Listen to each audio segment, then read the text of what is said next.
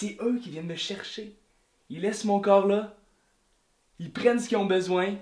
Puis je suis pas fou, là. Je suis pas le premier à qui ça arrive.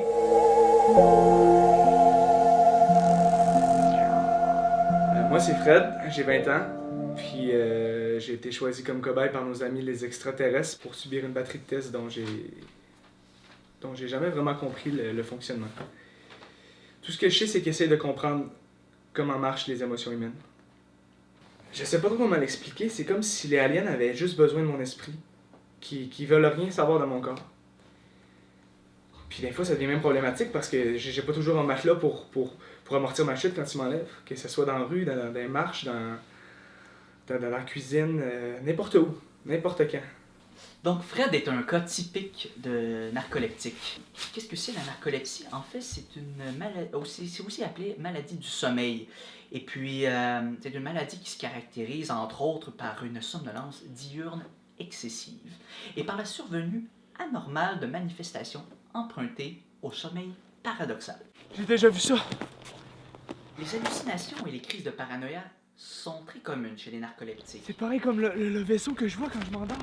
L'alternance entre la réalité et le rêve sont tellement récurrentes que le malade n'en vient à plus dissocier le monde réel de son imagination. C'est fou, à chaque fois c'est plus précis. Ça a commencé, c'était juste des images, mais là je vois le visage. C'est comme si, tranquillement, pas vite, il y a une connexion qui se faisait entre nous autres. Les narcoleptiques sont aussi victimes d'attaques de cataplexie, c'est-à-dire un relâchement du tonus musculaire qui entraîne une paralysie temporaire.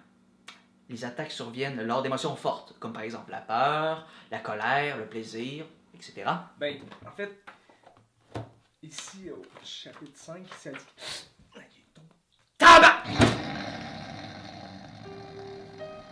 Fred, c'est comme une bombe à retardement.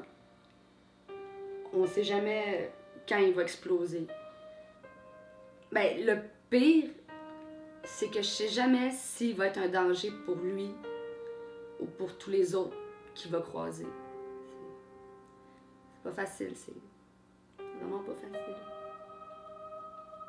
Ben voyons.